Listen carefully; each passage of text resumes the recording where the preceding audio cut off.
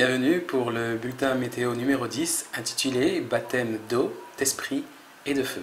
Cette étude s'appuie sur un texte tiré de Luc 3, le chapitre 16, que nous allons lire ensemble. Jean le Baptiste leur dit à tous « Moi, je vous baptise d'eau, mais il vient, celui qui est plus puissant que moi, et je ne suis pas digne de délier la courroie de ses souliers. Lui, il vous baptisera du Saint-Esprit et de feu. » Avant de débuter cette étude, nous allons demander à Dieu notre Père de nous conduire par son Saint-Esprit au nom de Jésus-Christ. Notre Père qui est aux cieux, nous te prions et te louons pour ta bonté, pour ta longue patience envers nous pécheurs. Nous venons te demander pardon au nom de Jésus pour nos iniquités, pour nos rébellions et nos promesses non tenues. Nous te prions pour, comme David, que tu crées en nous un cœur pur et un esprit bien disposé, que tous les membres de notre corps soient à ton service et pour le salut des âmes. Nous venons d'un service volontaire, t'offrir, Seigneur, en sacrifice, notre corps et notre esprit. Accepte-les, Seigneur, et utilise-les pour ta gloire. Nous te le demandons au nom de Jésus. Amen. Nous voici donc de retour pour cette étude consacrée au baptême. Nous allons la diviser en 3 parties. La première sera consacrée à la définition du baptême, telle que la Bible la donne. Ensuite, nous allons nous consacrer à étudier comment Jésus-Christ a vécu le baptême à travers son ministère terrestre. Enfin, nous terminerons en ralliant l'actualité avec le sujet du jour. Commençons tout de suite avec le baptême. À qui est réservé le baptême? Marc 16, les versets 15 et 16, y répond. Puis Jésus leur dit, « Allez par tout le monde et prêchez la bonne nouvelle à toute la création. Celui qui croira et qui sera baptisé sera sauvé, mais celui qui ne croira pas sera condamné. » Que signifie le mot baptême? En grec, nous avons le mot baptizein, en latin baptizo et en hébreu tevila. Ces 3 termes signifient la même chose. Plonger ou immerger un corps entièrement dans un liquide, et plus particulièrement dans un amas d'eau. En hébreu, le terme amas d'eau se dit mikvé. Qu'est-ce que le mikvé dans la Bible? Le mikvé renvoie au 3e jour de la création, lorsque le Seigneur rassembla en un seul lieu les eaux au-dessous du ciel et fit apparaître le sec. C'est ainsi que des mers émergea la terre. Quel lien entre le mikvé et le baptême? Pour le mikvé, nous voyons dans l'histoire du déluge qu'elle a servi à détruire toute chair qui a souffle de vie. De dessous les cieux, tout ce qui est sur la terre expira. C'est ainsi que Dieu s'est servi de cet amas d'eau pour détruire la vie qui était sur la terre, tant des hommes que des animaux.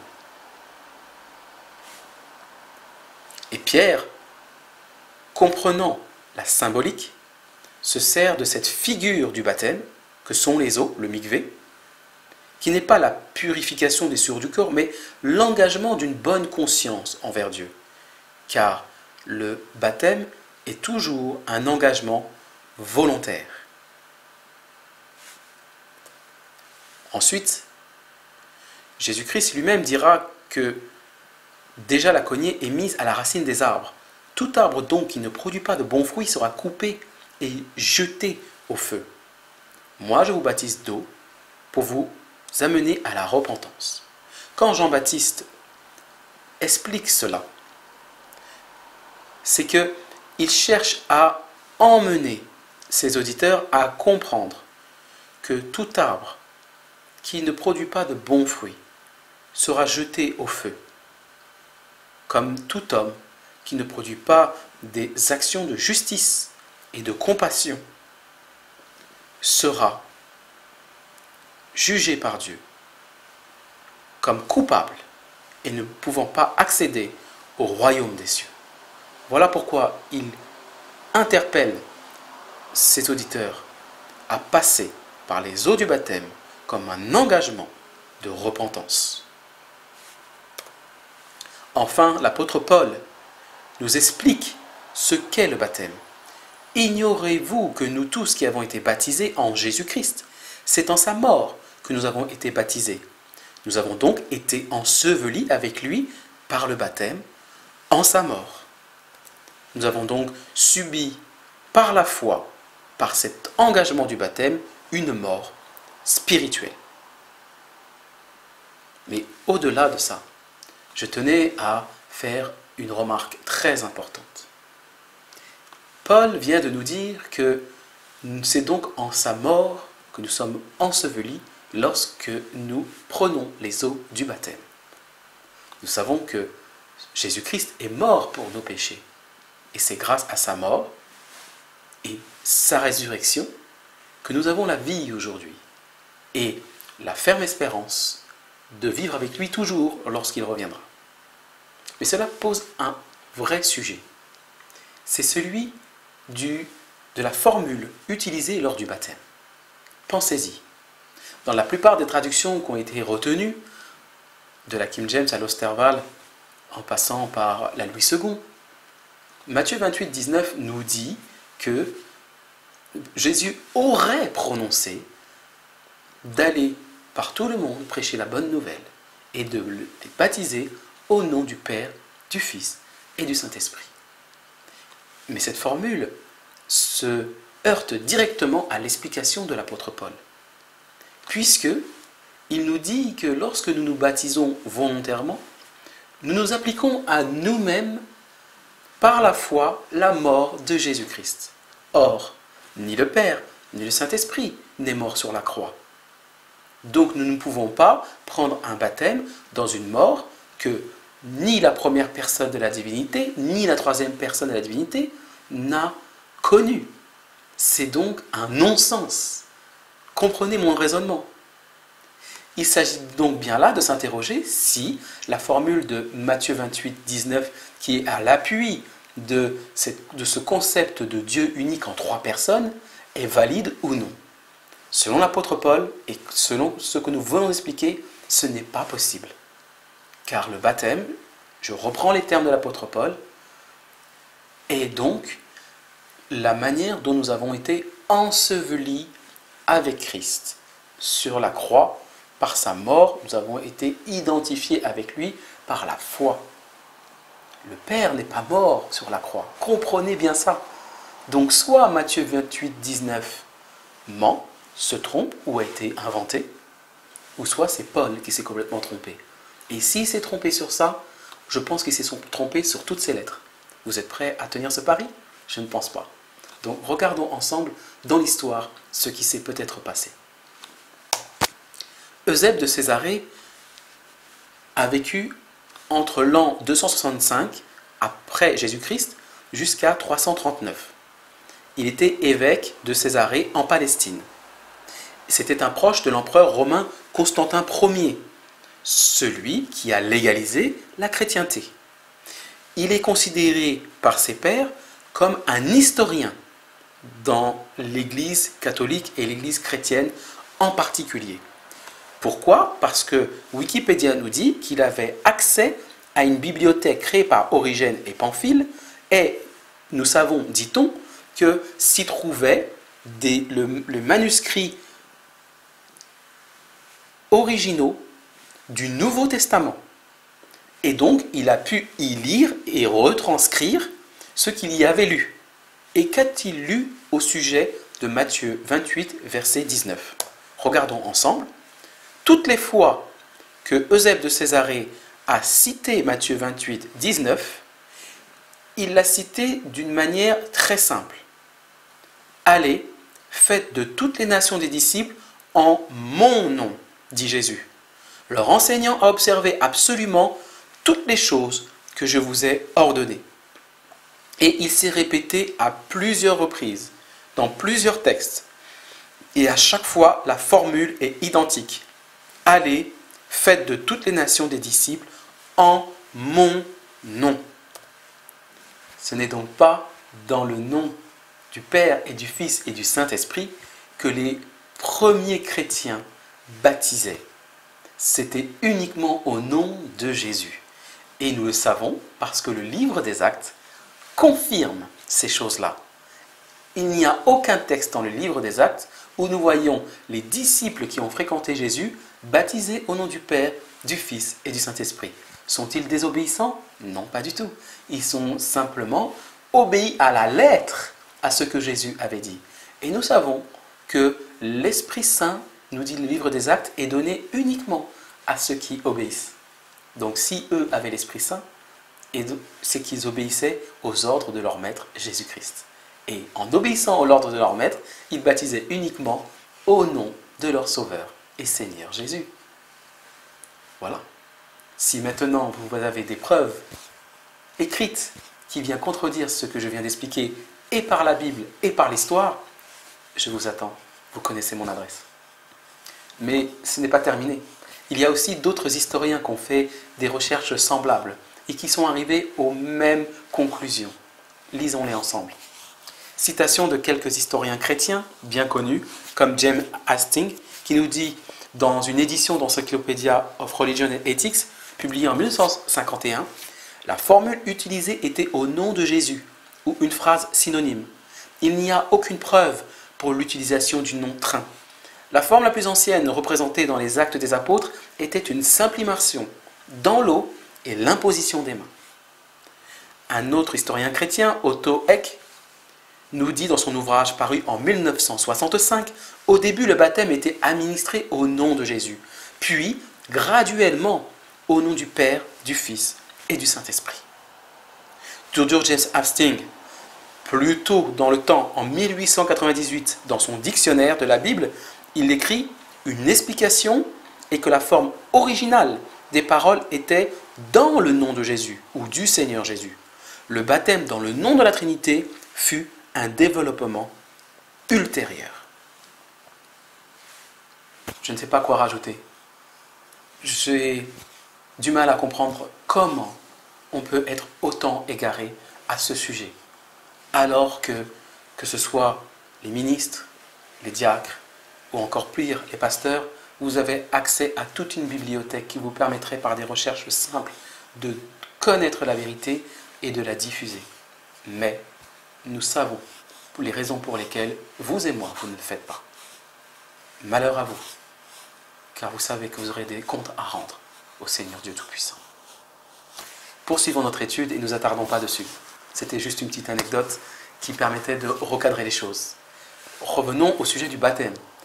Le baptême demande à ce qu'on passe de la mort à la vie, car à cause de nos péchés, nous sommes considérés auprès de Dieu comme morts. Mais le baptême nous permet de retrouver cette vie perdue. Regardons comment. L'homme pécheur est spirituellement mort. Il ne peut donc que produire que de mauvais fruits poussant sur une terre souillée. Il faut donc immerger son corps existant pour prendre un engagement en bonne conscience de s'appliquer à soi-même par la foi la mort qu'a subie Jésus-Christ. C'est donc un châtiment qu'on s'applique à soi-même, reconnaissant par là la justice de Dieu et ses paroles et ses commandements éternels. Ainsi, nous sommes immergés dans le mikvé, cet amas d'eau, pour redevenir néant, et Dieu, par sa puissance, nous fait de nouveau émerger pour redevenir une terre fertile qui donnera des bons fruits. Et voilà comment nous revenons à la vie. Et ce texte et cette explication collent parfaitement avec ce qu'a expliqué Jean le Baptiste. Que tous ceux qui ne portent pas des bons fruits, tout arbre qui ne porte pas de bons fruits, sera coupé et jeté au feu. Donc quelle est la manière d'échapper à ce châtiment? C'est tout simplement de se repentir, de se confesser, de se faire baptiser en Jésus-Christ et d'accepter que Dieu lui-même nous recrée à son image. N'est-ce pas formidable? Ce n'est pas terminé. Ennemis de Dieu, nous avons, grâce à la bonne nouvelle du royaume de grâce de Jésus-Christ, accès de nouveau auprès du Père. Et cela se passe par différentes étapes. La première, nous savons que Christ est mort pour nos péchés et que Christ est ressuscité des morts. C'est cela la bonne nouvelle. Ensuite, il suffit de croire à cette bonne nouvelle par la foi, car c'est une grâce qui nous est faite. C'est par grâce qu'on est sauvé, par le moyen de la foi. L'homme est justifié par la foi, sans les œuvres de la loi. Troisième niveau, le baptême, qui, on l'a vu, était un renoncement à sa vie présente. Et cela à cause de l'excellence de la connaissance de Jésus-Christ, notre Seigneur, pour lequel on renonce à tout. Où nous acceptons de porter toujours avec nous dans notre corps la mort de Jésus, afin que la vie de Jésus soit aussi manifestée dans notre corps.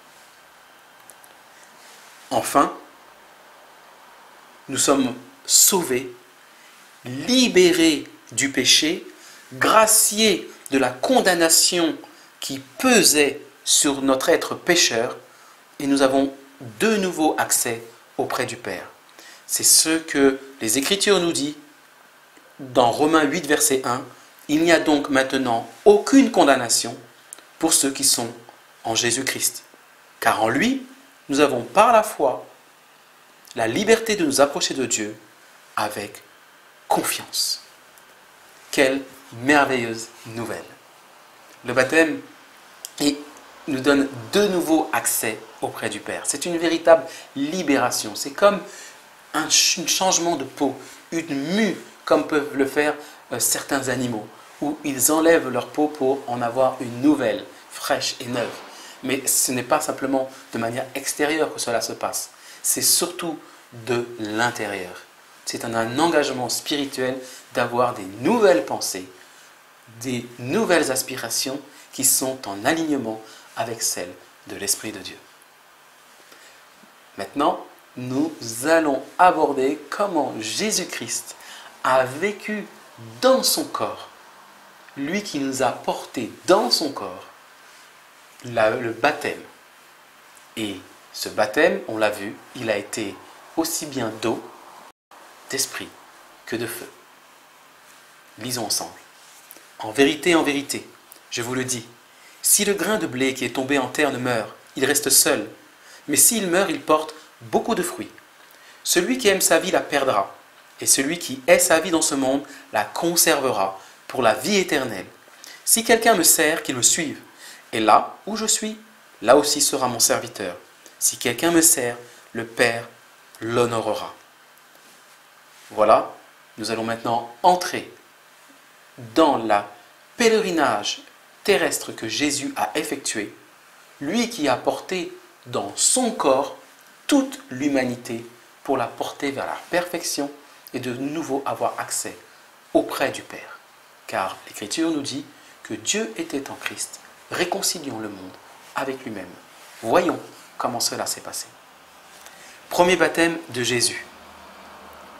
Voici un ange du Seigneur apparut en songe à Joseph et dit « Lève-toi, prends le petit enfant et sa mère, fuis en Égypte et reste-y jusqu'à ce que je te parle. Car Hérode cherchera le petit enfant pour le faire périr. » Joseph se leva, prit de nuit le petit enfant et sa mère et se retira en Égypte. Il y resta jusqu'à la mort d'Hérode. Ce premier baptême est bien sûr une figure, mais elle est importante parce qu'il portait en nous l'humanité. Il fallait que cette humanité soit purifiée par les eaux du baptême. Et donc, il est passé avec Joseph et Marie jusqu'en Égypte en passant par les eaux, ce que l'apôtre Pierre nous dit symbolisant un baptême. Voilà comment il a accompli son premier baptême. cela fait une correspondance directe avec l'histoire du peuple d'Israël. Regardons. De Canaan vers l'Égypte. Les personnes qui vinrent avec Jacob en Égypte et qui étaient issues de lui étaient au nombre de 66 en tout, sans compter les femmes des fils de Jacob. Et Joseph avait 2 fils qui, lui, étaient nés en Égypte. Le total des personnes de la famille de Jacob qui vinrent en Égypte était de 70. 70. Un chiffre symbolique, composé de 7, le chiffre de la perfection et de l'accomplissement, et de 10, le chiffre des 10 commandements, mais aussi le chiffre de la main de Dieu. C'est donc la main de Dieu qui a conduit Jacob en Égypte, afin de le mettre à l'abri pendant la période de famine. C'est formidable. Et Jésus l'a accompli de la même façon lorsqu'il était enfant. Poursuivons l'étude. Deuxième baptême de Jésus.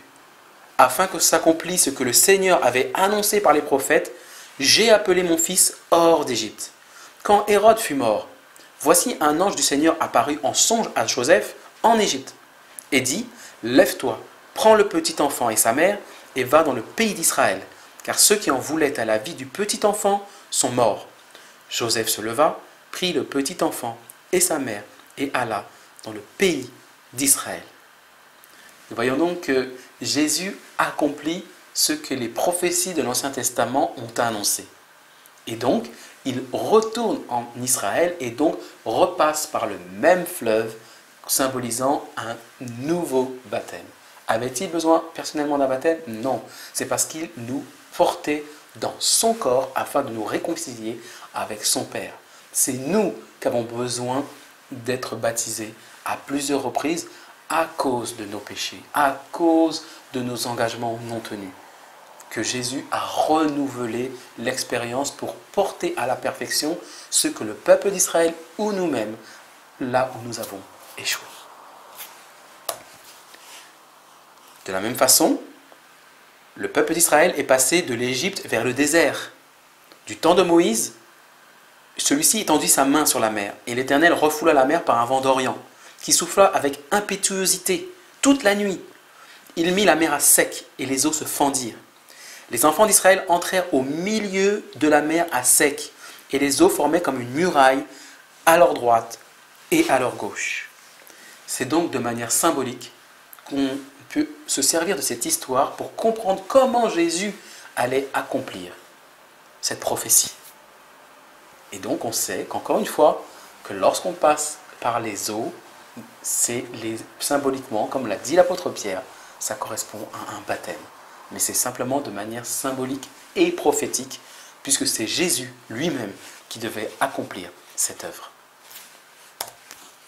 Troisième baptême de Jésus, le vrai, celui qui est annoncé dans le livre de Daniel et qui a été accompli en l'an 27 de notre ère. Alors Jésus vint de la Galilée au Jourdain, vers Jean, pour être baptisé par lui. Jésus lui répondit, « Laisse faire maintenant, car il est convenable que nous accomplissions ainsi tout ce qui est juste. » Et Jean ne lui résista plus. Dès que Jésus eut été baptisé, il sortit de l'eau. Vous voyez, cela arrive au moment du troisième baptême de Jésus. Et ce n'est pas un hasard. Pourquoi? Parce que nous l'avons vu au début, en introduction.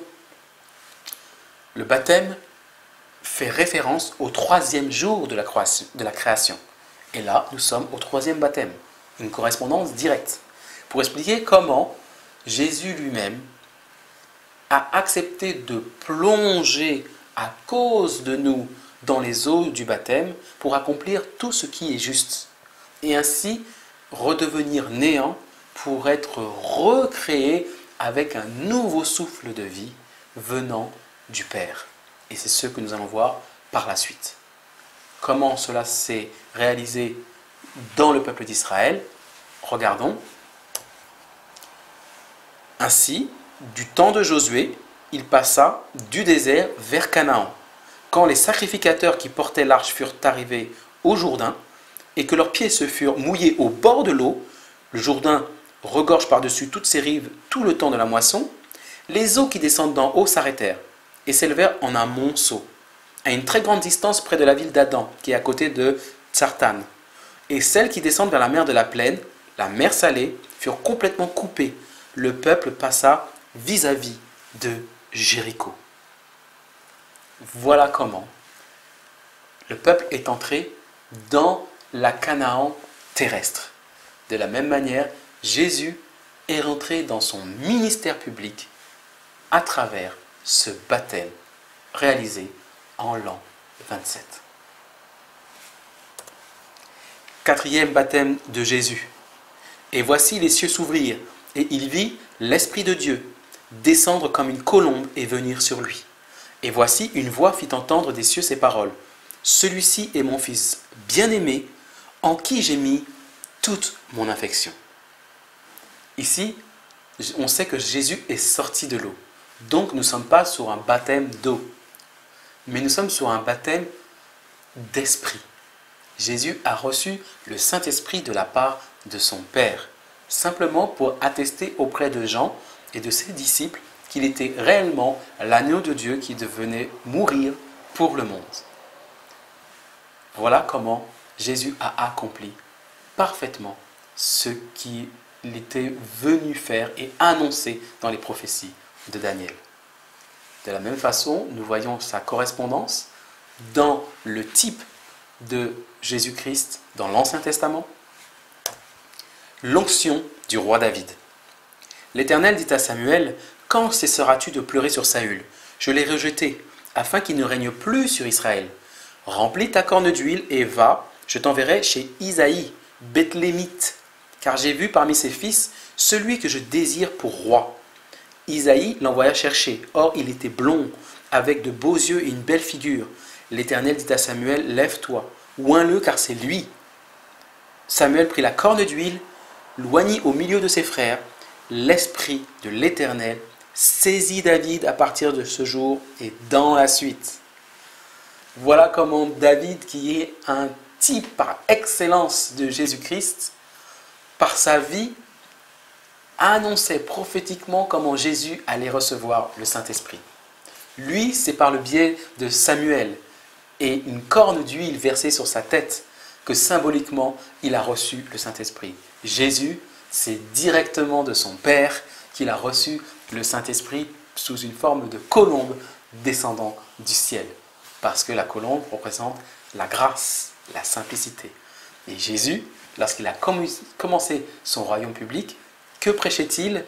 Repentez-vous, car le royaume des cieux est proche. Mais de quel royaume des cieux s'agit-il? Il s'agit, comme nous l'avons vu, d'un royaume de grâce fait aux pécheurs.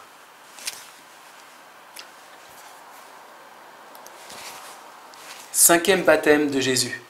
Et voici une femme pécheresse qui se trouvait dans la ville, ayant su qu'il était à table dans la maison du pharisien, se tint derrière aux pieds de Jésus, elle pleurait, et bientôt elle lui mouilla les pieds de ses larmes.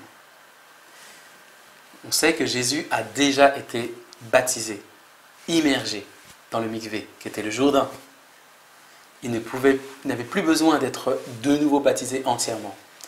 En revanche, parce qu'il nous portait dans son corps et que nous sommes pécheurs, nous avions, nous, besoin d'être de nouveau baptisés parce que nous avons de nouveaux péchés et que nous devons de nouveau nous repentir.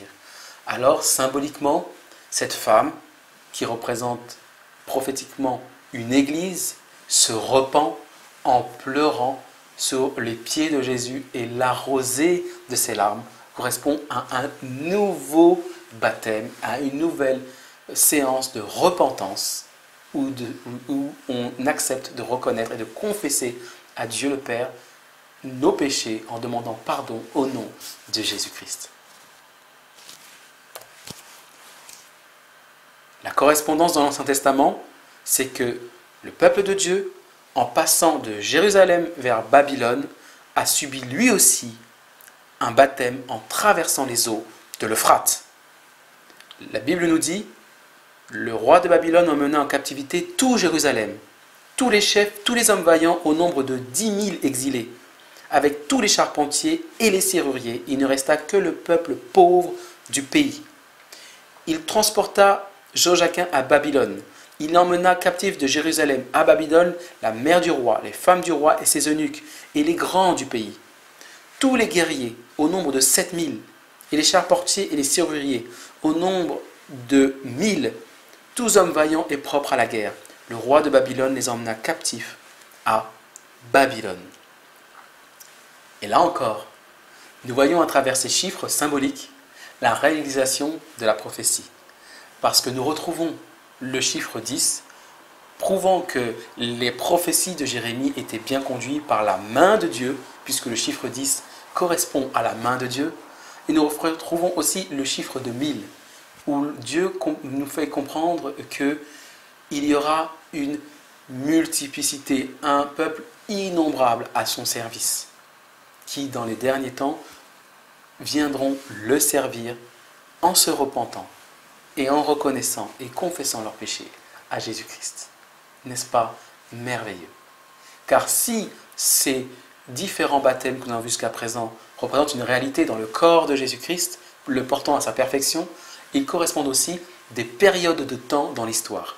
Aussi bien nous voyons dans l'Ancien Testament, mais aussi dans le Nouveau Testament, c'est-à-dire après la résurrection de Jésus.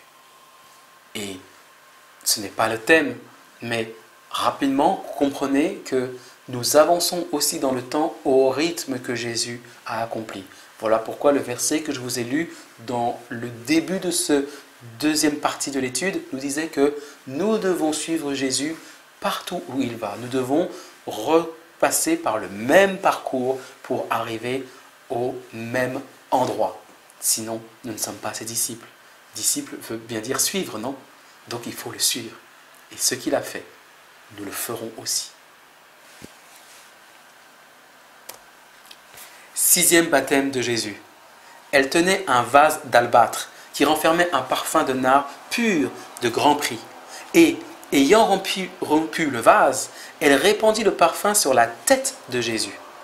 Et se tint derrière, aux pieds de Jésus, les baisa et les oignit de parfum.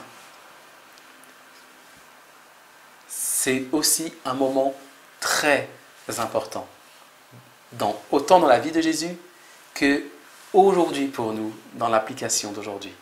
Car nous attendons, comme le dit les Écritures, la pluie de l'arrière-saison qui devra se déverser sur le peuple de Dieu afin de procéder à son scellement avant le retour de Jésus. Et cette femme pécheresse, en brisant le vase et en oignant et la tête et le corps de Jésus, est un symbole comment le ciel va s'ouvrir pour déverser d'une manière abondante le Saint-Esprit sur ceux qui ont cru en Jésus-Christ et ont gardé les commandements de Dieu. Aussi, à la cour de Babylone, dans l'Ancien Testament, nous avons une parfaite illustration. Le roi donna l'ordre à Ashpenaz, chef de ses eunuques, d'amener à Babylone quelques-uns des enfants d'Israël de race royale ou de famille noble. Il y avait parmi eux, d'entre les enfants de Juda, Daniel, Anania, Michaël et Azaria. Dieu accorda à ces 4 jeunes gens de la science, de l'intelligence, dans toutes les lettres et de la sagesse. Et Daniel expliquait toutes les visions et tous les songes.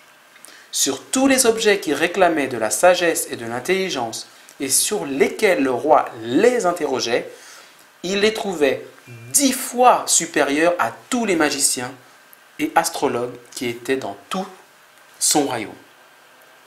Vous comprenez ici que donc ces 4 compagnons, enfants de Juda, ont reçu un esprit 10 fois supérieur à leurs contemporains.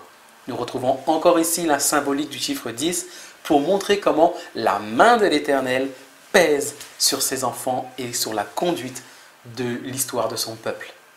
Et ainsi, ils ont reçu donc symboliquement la pluie de l'arrière-saison afin de pouvoir vivre au temps de Babylone.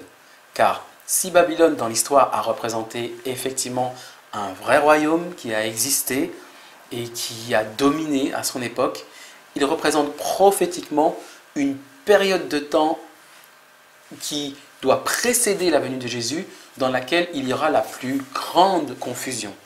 Et la seule façon de pouvoir distinguer le bien du mal, et c'est d'avoir une sagesse 10 fois supérieure à nos contemporains. Et la seule manière de l'avoir, c'est de recevoir la pluie de l'arrière-saison, c'est-à-dire le Saint-Esprit. Enfin, le 7e baptême de Jésus, c'était la préparation de la Pâque. Et environ la 6e heure, Pilate dit aux Juifs, « Voici votre roi ». Alors, il le leur livra pour être crucifié. Ils prirent donc Jésus et l'emmenèrent. Jésus, portant sa croix, arriva au lieu du crâne, qui se nomme en hébreu Golgotha. C'est là qu'il fut crucifié, et 2 autres avec lui, un de chaque côté et Jésus au milieu. Quand Jésus eut pris le vinaigre, il dit « Tout est accompli ». Et en baissant la tête, il rendit l'esprit. C'est ainsi que lui, l'agneau de Dieu, venu pour sauver le monde, a été crucifié, immolé sur la croix. Et il a reçu de son Père l'approbation que son sacrifice a été accepté.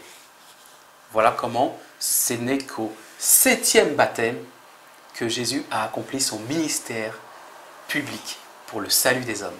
Comme par hasard, le chiffre 7, le chiffre de la perfection, le chiffre de l'accomplissement. N'est-ce pas merveilleux lorsqu'on comprend la Bible avec le vrai Esprit de Dieu? Il y a bien sûr, comme je vous l'expliquais, une correspondance dans l'Ancien Testament. Allons-y tout de suite. À l'épreuve du feu, le roi de Babylone avait fait une statue en or des pieds à la tête et il avait convoqué la terre entière et notamment ses gouverneurs afin de se prosterner devant la statue. Mais Shadrach, Meshach et Abednego refusèrent de se prosterner. Ils furent donc liés avec leurs caleçons, leurs tuniques, leurs manteaux et leurs autres vêtements et jetés au milieu de la fournaise ardente. Ensuite, le roi Nebuchadnezzar s'approcha de l'entrée de la fournaise ardente et prenant la parole dit « Shadrach, Meshach, Abednego, serviteurs du Dieu suprême, sortez et venez. » Et Shadrach, Meshach et Abednego sortirent du milieu du feu. Voilà comment on trouve cette correspondance dans l'Ancien Testament. Ils ont voulu être immolés, ils n'ont pas eu peur de perdre leur vie pour l'honneur de leur Dieu, et Dieu est venu lui-même à son secours, puisque le texte nous dit qu'au milieu du feu se trouvait une 4e personne qui avait l'aspect d'un fils de Dieu. Et nous savons qu'il ne peut s'agir que de Jésus-Christ lui-même. C'est lui qui est venu au secours de son peuple, car c'est lui qui devait prendre prophétiquement la place de ces hommes afin de pouvoir accomplir parfaitement la prophétie de l'agneau de Dieu descendant du ciel. Mais nous aussi, comme je vous l'ai expliqué, prophétiquement, dans la période de temps qu'est Babylone, dans laquelle nous sommes déjà rentrés, nous devons aussi passer par la même expérience que ces 3 compagnons. Et croyez-moi que nous ne pourrons en sortir vainqueurs que si et seulement si nous avons été scellés par l'Esprit de Dieu. Regardons la signification des prénoms hébreux. Anania signifie Dieu est miséricordieux. Il correspond à Dieu le Père, l'éternel Dieu, le Père des miséricordes. N'ont-ils pas trouvé miséricorde lorsque Dieu a empêché au feu de les brûler? Ensuite, Michaël, qui signifie qui est semblable à Dieu. Lui représente le Fils de Dieu, car c'est lui, Jésus, qui est l'image du Dieu invisible. Et enfin, Azaria, signifiant Dieu est mon secours, représente l'Esprit de Dieu. Car la Bible nous dit que lorsque sera venu le Consolateur, que je vous enverrai de la part du Père, l'Esprit de vérité, qui procède du Père, il rendra témoignage de moi. Je connais la réaction que certains vont avoir, ils vont dire tout de suite, mais vous voyez bien, il y a 3 personnes ici. Mais vous vous trompez. Les Écritures nous disent qu'il s'agit de l'Esprit de Dieu, l'Esprit de vérité. Donc, la préposition de signifie qu'il y a une appartenance à quelqu'un. Il n'est jamais autonome. Or, dans le livre de Jean, 14, verset 6, Jésus déclare « Je suis le chemin, la vérité et la vie ». Donc, s'il est l'esprit de vérité, cet esprit lui appartient. Et comme il a déclaré que tout ce qui appartient au Père est à moi, il n'est pas étonnant que cet esprit procède du Père, puisque tout ce qui est au Père est à Jésus et vice-versa. C'est ainsi que lorsque l'on sait que Azaria veut dire Dieu est mon secours, le terme de secours est un synonyme en hébreu de paraklétos, qui a été traduit dans le Nouveau Testament par consolateur ou avocat. Or, dans le livre de Jean, il nous est dit que nous avons un avocat auprès du Père, et son nom est Jésus-Christ. De la même manière, Jésus ne nous a pas laissés seuls, il nous a promis d'être avec nous tous les jours jusqu'à la fin du monde. Voilà pourquoi il nous a promis de nous donner son propre esprit afin que nous ayons les mêmes pensées que lui et que nous fassions un avec lui et avec son Père, tout simplement. Et pour illustrer et prouver ce que je dis est vrai, c'est que revenons à l'histoire des 3 jeunes compagnons dans la fournaise ardente. Qui est venu à leur secours? Jésus-Christ, le Paraklétos. C'est lui qui est venu en personne les délivrer. Pas un autre personnage, pas un troisième. C'est Jésus lui-même. Je ne sais pas comment vous le dire pour que vous me croyiez enfin. Je sais que nul n'est prophète dans son pays, mais je ne suis pas prophète. Je ne suis pas messager de Dieu, je suis juste un étudiant minutieux des prophéties et qui prie son Dieu avec ferveur, sincérité et avec jeûne pour obtenir l'illumination de mon cœur et comprendre les Écritures. Pas besoin, excusez-moi, d'aller dans des cours de théologie ou dans des universités prestigieuses. Il n'y a pas mieux que l'université du désert, seul, dans une pièce, à prier son Dieu pour obtenir de lui les plus grandes illuminations. Croyez-moi.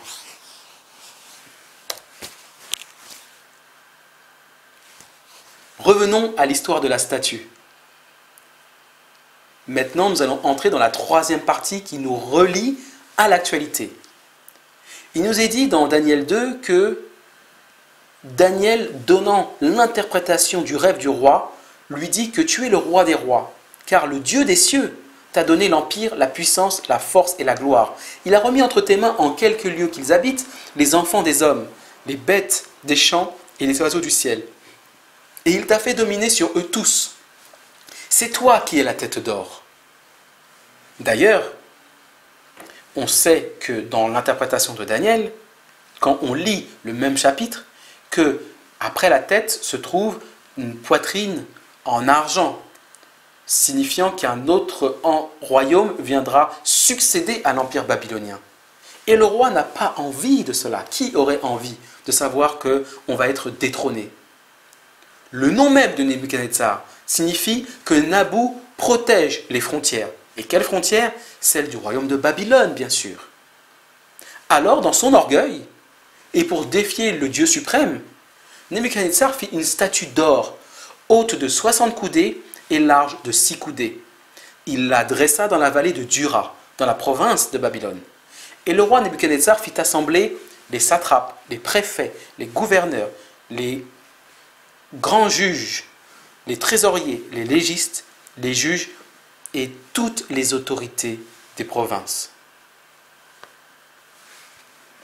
Tout le monde était rassemblé. Tous ceux qui avaient des postes de commandement sur la terre étaient contraints de venir à cette grande fête solennelle pour adorer la statue. Et donc, par son intermédiaire, adorer Nabou, le Dieu qui protège les frontières. Mais qui est Nabou? C'est maintenant ce qu'on va voir ensemble. Nabou est le dieu mésopotamien du savoir et de l'écriture. Selon la mythologie babylonienne, c'est le fils de Marduk et de Sarpanitou. Mais plus important encore, on attribuait à Nabu la planète Mercure. Son nom pourrait se rapprocher de la racine sémitique signifiant prophète, ou d'une autre signifiant brillant. Son symbole est le calame associé à la tablette. Son animal symbole était le même que celui de son père, à savoir le dragon, le serpent ancien. Et qui est donc le dragon et le serpent ancien, si ce nous dit Apocalypse chapitre 12 que Satan. Nabu n'était donc qu'un nom, un titre que s'était donné Satan et que le peuple babylonien et des environs adoraient. Comprenez que le roi Nebuchadnezzar avait choisi de se mettre sous la puissance du diable pour espérer que ses frontières ne soient pas déplacées. Mais que s'est-il passé par la suite? Nous savons très bien que l'histoire nous confirme que le royaume de Babylone est passé entre les mains des Mèdes et des Perses. Nabu n'a jamais réussi à contrer la science du Dieu des cieux, car lorsque l'Éternel dit quelque chose, sa parole ne revient pas à lui sans qu'elle ait accompli sa volonté. Regardons maintenant l'explication mystique de la statue. Nous savons que, en termes de dimension, sa hauteur est de 60 coudées et sa largeur de 6 coudées. Si on multiplie 60 par 6, on obtient 360 coudées. Et le chiffre 360 est une référence directe à un cercle où on parle de degrés. Cette statue était érigée dans la plaine de Dura. En araméen, cela signifie un cercle ou une habitation. Nous voyons donc que ce cercle à l'intérieur duquel se trouvent des habitants correspond symboliquement au cercle de la terre. Parce qu'à cette époque, la terre était représentée par un disque plat. Voilà pourquoi toute la terre était convoquée à adorer cette statue. Et les dimensions de la statue nous donnent encore d'autres références. C'est que le chiffre 360 n'est pas là non plus par hasard. Il fait directement appel au calendrier babylonien. Parce que les années babyloniennes étaient considérées comme solilunaires. C'est-à-dire qu'elles se référaient au cycle du soleil aussi bien qu'au cycle de la lune. C'est-à-dire que l'année de 12 mois, contenant 354 jours, était liée à l'année solaire de 365 jours. Et donc, sur un plan lunaire, c'était des mois de 30 jours. Et sur un plan solaire, c'était des mois de 30 ou 31 jours. Voilà comment nous avons pu comprendre et décoder cette statue qui était une représentation des adorations de la lune et du soleil. Vous comprenez? Donc il y a cette adoration donc des puissances des cieux que l'Éternel avait interdit. Malheureusement, aujourd'hui, nous retrouvons exactement les mêmes caractéristiques dans certaines communautés religieuses, à commencer par la plus grande d'entre elles, malheureusement, l'Église catholique romaine. Et regardez, nous avons exactement la même chose qui se passe aujourd'hui dans cette période de temps qu'on appelle Babylone, avec la même invitation à adorer les puissances des cieux et notamment le soleil à travers l'encyclique du pape Laudato Si qui a été publiée en 2015. On sait que cette encyclique est là pour combattre contre soi-disant le dérèglement climatique. mais c'est en fait un carton d'invitation qui a été envoyé à tous les rois et gouverneurs de la terre, comme du temps de Nebuchadnezzar, afin d'adorer le soleil et la lune. D'ailleurs, regardez la couverture du milieu, on voit bien que le pape François place sa main au-dessous d'une colombe et c'est le symbole par excellence qu'ils ont choisi pour identifier la Trinité. Et nous l'avons déjà vu dans les bulletins météo numéros 5 et 6 que le fameux Dieu Saint-Esprit qui n'existe pas dans la Bible correspond à Satan. Cette encyclique, dans son paragraphe 237, donne la solution pour combattre le dérèglement climatique. Il s'agit de l'observation du dimanche, avec une participation à l'Eucharistie. Ce jour, comme le sabbat juif, est offert comme le jour de la purification des relations de l'être humain avec Dieu, avec lui-même, avec les autres et avec le monde. Le dimanche est le jour de la résurrection, le premier jour de la nouvelle création, dont les prémices sont l'humanité ressuscitée du Seigneur, gage de la transfiguration finale de toute la réalité créée. En outre, ce jour annonce le repos éternel de l'homme en Dieu. Tout ça est tout simplement contraire à la Bible. Premièrement, nous avons vu que pour nous recréer, il faut que nous passions par les eaux du baptême, non pas que nous participions à l'Eucharistie. C'est la première des choses. Ensuite, Jésus a dit qu'il était le maître du sabbat et que nous suivons notre maître. Il n'a jamais dit qu'il était le maître du dimanche. Donc c'est forcément un faux Jésus qui est à la place. Et nous savons qui se cache derrière ce faux petit Jésus que l'on fait renaître tous les dimanches par la messe et l'Eucharistie. Nous devons donc faire attention. Ce carton d'invitation qui a pour but de rassembler la terre sur un même projet a une dimension spirituelle qui est reliée directement aux prophéties bibliques de l'Apocalypse.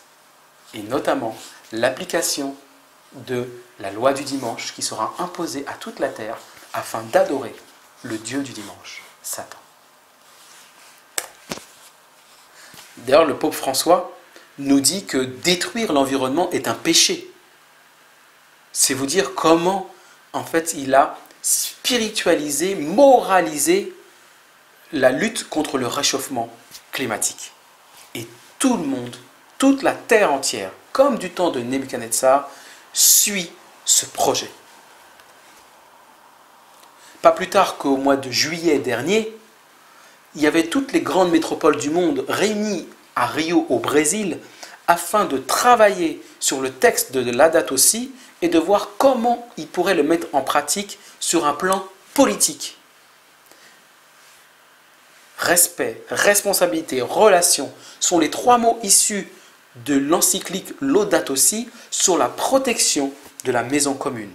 Et nous avons déjà vu ce qu'est la maison commune. C'est cette fameuse terre ou cette fameuse plaine de Dura qui correspond à un cercle de 360 degrés et qui intègre tous les habitants de la terre. Le fait est qu'aujourd'hui, ce ne sont plus seulement les gouvernants qui demandent à ce que le monde respecte et suive l'invitation du pape François. Ce sont aujourd'hui les citoyens qui réclament à nos gouvernants de respecter le combat contre la lutte et le réchauffement climatique. Aux Pays-Bas, le premier jalon historique d'une justice climatique, article de 2015. Pour la première fois, un tribunal ordonne à un gouvernement de réduire ses émissions de gaz à effet de serre. Écoutez bien, depuis le début des années 2000, une dizaine d'actions sur le thème du réchauffement climatique ont été intentées en justice aux États-Unis. Aucune d'elles n'a abouti. Mais en 2015, une analyse réfutée par le tribunal de La Haye Pour les 3 juges en charge du dossier, les effets dévastateurs des émissions polluantes ont bien été prouvés scientifiquement. Dès lors, le gouvernement des Pays-Bas doit donc agir pour protéger ses citoyens. C'est une décision historique qui ouvre la porte à d'autres procès. Vous comprenez que ça fait déjà maintenant presque 17 ans qu'il y a des procès pour justement que les États puissent mettre en place des politiques efficaces pour empêcher la détérioration du climat. Mais face à leur inaction, face à leur lenteur, des citoyens ont décidé de saisir la justice et de les faire condamner. Et pour la première fois, cela est arrivé aux Pays-Bas. Ça ne vous rappelle pas quelque chose? Je vais vous rafraîchir la mémoire. Vous savez, dans le bulletin météo numéro 2, qui était le premier pays au monde à légaliser l'homosexualité? Les Pays-Bas. C'est eux encore d'où viennent ce mouvement qui va déferler sur la terre entière et qui va faire que nous allons arriver à ce que ce soit les citoyens du monde entier qui réclament l'application politique de l'encyclique du pape. C'est ce que la Bible nous dit dans Apocalypse 13 lorsque on y lit que les habitants de la terre étaient poussés par l'image de la bête à réclamer que la marque de la bête soit appliquée. Et la marque de la bête, nous l'avons vu dans le bulletin météo numéro 9, c'est le dimanche. Tout se tient. Le gouvernement américain pourra être jugé pour sa responsabilité climatique. Cet article date de 2016. Ça veut dire que entre les années 2000, où toutes les actions en justice avaient échoué et été rejetées par les juges américains, aujourd'hui, il y a un changement de mentalité dans la justice américaine. Et un juge de l'Oregon a jugé recevable la plainte de 21 enfants et adolescents qui reprochent à l'administration Obama de ne pas protéger leur environnement du dérèglement climatique. Obama et son gouvernement ont manqué à leur devoir. Ils auraient bafoué leurs droits constitutionnels à la vie, à la liberté et la propriété. Les plaignants invoquent le fait que le gouvernement est garant des ressources naturelles, qui constituent le bien commun de tous les citoyens. Et la juge Anne Eken, dans son arrêt, déclare que ce dossier implique que l'action ou l'inaction des mises en cause a si profondément abîmé notre planète, notre maison commune, qu'elle menace les droits constitutionnels des plaignants à la vie et à la liberté. Mes amis, vous savez que Donald Trump a récemment déclaré à l'ONU par une lettre officielle qu'il souhaitait sortir des accords de Paris et qu'il ne pourrait pas le faire avant 3 ans, c'est-à-dire avant la fin de son mandat. Mais croyez-moi, même s'il sortait, cela ne changerait rien. Parce qu'à compter du moment que la justice américaine s'est prononcée, l'exécutif américain ne pourra rien faire. Et si vous ne me croyez pas, reportez-vous au bulletin météo numéro 2, où nous avons vu qu'il y avait des États qui s'opposaient à ce que le mariage pour tous homosexuels soit appliqué dans leur territoire. Mais lorsque la Cour suprême s'est prononcée, il n'y avait plus de choix.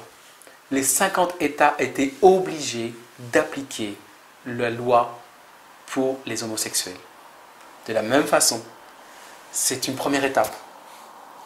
Lorsque d'autres États vont être concernés, la Cour suprême va très certainement s'en mêler. Et là, vous verrez qu'ils vont imposer à ce qu'il y ait une loi qui rende contraignante l'application de l'encyclique Laudato Si du pape François. Et c'est ainsi que la loi du dimanche pourra voir et verra le jour. Nous sommes qu'à quelques pas de ce moment. Moi, je me réjouis parce que l'Éternel me fait des révélations que je partage avec vous et que je sais qu'il revient bientôt. Réjouissez-vous aussi. Mais pour ceux qui n'ont pas encore pris de décision avec le Seigneur, engagez-vous aussi, car il est encore temps. Bientôt, il sera trop tard. En Belgique, il y a le même mouvement. 16 800 citoyens attaquent l'État pour qu'il réduise ses émissions de CO2. C'est le mot d'ordre de l'affaire climat, la plus importante action citoyenne intentée contre un État européen. Tous ont signé l'appel lancé par l'association sans but lucratif, dont le nom flamand est Klimaatsak, et dont l'objectif est de contraindre l'État belge à tenir ses engagements en matière de politique climatique. Malgré l'existence d'un scénario pour une Belgique sans carbone d'ici à 2050, l'État fédéral et les régions ne collaborent toujours pas pour le mettre en œuvre. C'est le constat fait par cette association. Et bien sûr, ce procès s'ouvrira en 2018. C'est le plus important procès qui sera attendu dans l'histoire de la justice climatique en Europe. Mais il n'y a pas que l'Europe ou les États-Unis qui est touché. Le monde entier est touché. Je vais vous en donner la preuve par les articles suivants. En Nouvelle-Zélande, le 25 juin 2017, cet article nous dit que le climat, quand des citoyens attaquent leur gouvernement pour non-respect de l'accord de Paris. Ce n'est pas la première fois que des membres de la société civile attaquent en justice un État pour des motifs liés au changement climatique. Selon un nouveau rapport de l'ONU publié en mai 2017, 884 affaires, dont 654 rien que pour les États-Unis, ont été déposées. Même au Pakistan, un paysan a poursuivi en 2015 son gouvernement au motif que sa passivité dans la lutte contre le changement climatique violait ses droits fondamentaux. Vous comprenez qu'ici que l'ensemble de la planète est impliqué et toutes les religions sont impliquées. Car nous savons déjà que les hindous participent à ce mouvement. Les catholiques, bien sûr, participent à ce mouvement. Les protestants ont emboîté le pas. Mais aussi les musulmans. Et le Pakistan est un pays musulman. Eux aussi réclament une justice et une politique climatique soit mise en place sur un plan planétaire. Et sous l'impulsion de qui? Du pape François, comme la Bible l'avait prévu, que ce mouvement serait impulsé par la bête qui avait été blessée et dont une blessure mortelle a été guérie. Un sondage publié par les Échos titre « Le climat et l'État islamique en tête des inquiétudes ». C'est-à-dire qu'il y a eu une étude menée sur 42 000 personnes dans 38 pays différents sur les périls qui nous guettent en 2017. Et le premier qui arrive en tête, la principale menace mondiale, concerne l'État islamique suivi par le changement climatique. Ils sont quasiment à égalité. Vous comprenez donc qu'ici, nous sommes dans véritablement un débat de société sur un plan universel. Nous ne pouvons pas échapper à ce phénomène. Vous ne pouvez pas passer à côté. Parce que la Bible l'avait prévu. La Bible en parle. Et nous voyons cette réalisation de notre vivant. C'est nous aujourd'hui qui voyons de nos yeux ce qui se passe si vous êtes éclairés par l'Esprit de Dieu. Et vous comprenez que par ce carton d'invitation, à l'instar de Nebuchadnezzar à son époque, le pape François est en train d'entraîner la terre entière dans un même sens, l'adoration de la nature, de la lune et du soleil.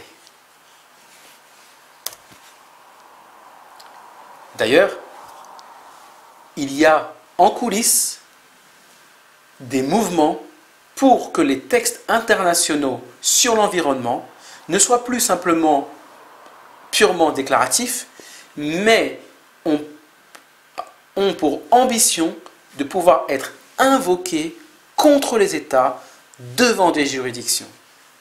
Et à la tête de ce mouvement, nous retrouvons Laurent Fabius, ancien président de la COP 21, et Arnold Schwarzenegger, fondateur de l'organisation R20, qui regroupe des gouvernements régionaux. Si déjà des citoyens sans ces textes contraignants ont pu faire condamner les États, imaginez-vous ce qui va se passer lorsque ce pacte mondial deviendra contraignant. Le président Emmanuel Macron a déjà averti que d'ici la fin de l'année, il va reconvoquer l'ensemble des mouvements de la planète. Et Donald Trump, qui même s'il a dit qu'il sortait de l'accord de Paris, a dit qu'il viendrait au nom des États-Unis. Si jamais ils arrivent à un accord pour rendre des textes plus contraignants, imaginez-vous comment les citoyens vont pouvoir faire condamner les États qui ne respectent pas l'accord sur le climat. Ce qui va précipiter l'application de la loi du dimanche. Mes amis, je ne suis pas là pour vous raconter des bêtises. Je crois que je suis au 10e bulletin météo. Il n'y a pas un seul de mes bulletins météo qui ne s'est pas accompli littéralement. Parce que je ne parle pas en bon chef, je parle au nom de l'Éternel sur la base des Écritures saintes. Écoutez-moi, parce que je suis là, au nom de Jésus, pour vous annoncer une parole dans ce monde francophone afin que vous connaissiez la vérité et que la vérité vous affranchisse. Le monde est en train de prendre toute son énergie pour essayer de sauver la Terre d'une destruction annoncée par des événements climatiques. Or, ce n'est pas ce que enseigne la Bible. Cette énergie est une vaste plaisanterie imaginée par le diable pour détourner les habitants de la Terre du véritable souci de la fin des temps, qui est de savoir de se repentir pour nos péchés devant Dieu et d'accepter la grâce de Jésus-Christ pour pouvoir accéder de nouveau auprès du Père. Car l'apôtre Pierre le dit de manière très claire dans sa deuxième lettre. Nous allons la lire un extrait ensemble. Car ils ignorent volontairement ceci, c'est que les cieux furent autrefois créés par la parole de Dieu, aussi bien que la terre tirée de l'eau, et qui subsistait au moyen de l'eau, et que ce fut par ces choses que le monde d'alors périt, submergé par l'eau. Or, les cieux et la terre d'à présent sont gardés par la même parole, et réservés pour le feu, au jour du jugement, et de la perdition des hommes impies. Vous comprenez? Ce n'est pas par les inondations, le tremblement de terre, que la terre sera détruite. Mais elle est réservée pour le feu au jour du jugement. Et ce jour arrive à grands pas. Toutefois, mes bien-aimés, il n'y aurait pas une chose, c'est que pour le Seigneur, un jour est comme 1000 ans, et 1000 ans sont comme un jour. Le Seigneur ne retarde point l'exécution de sa promesse, comme quelques-uns croient qu'il y ait du retard, mais il use de patience envers nous, les pécheurs, ne voulant point qu'aucun périsse, mais que tous parviennent à la repentance. Vous avez bien lu que tous parviennent à la repentance. Aucun n'est exclu de la grâce de Jésus-Christ. Quelles que soient les fautes que vous ayez commises, aussi graves qu'elles puissent être aux yeux des hommes, rien n'est trop gros ni trop grand pour que la grâce de Jésus-Christ puisse vous accorder le pardon total de vos péchés. Je vous en supplie, faites-vous baptiser au nom de Jésus et vous aurez la garantie d'être sauvés au jour du jugement. Ce jour vient bientôt. Les événements que je vous ai annoncés sont là pour le prouver. Et je vous invite solennellement à revoir votre vie intérieure et prendre l'engagement, attraper la main que Jésus vous tend pendant qu'elle est encore à votre portée, avant qu'il ne soit trop tard. Si vous souhaitez vous faire baptiser au nom de Jésus et que vous ne savez pas comment faire, contactez-moi à mon adresse email bulletin météo prophétique tout attaché @gmail.com et nous nous organiserons pour que vous puissiez être baptisés selon les règles de la Bible et non pas selon les règles inventées par les hommes. Voilà, ce bulletin météo s'achève. J'espère encore une fois qu'il vous a aidé à éclairer sur l'actualité de ce monde et voir dans quelle période de temps nous nous situons. Nous sommes très proches du retour de notre Seigneur Jésus. Je vous souhaite que des bonnes choses.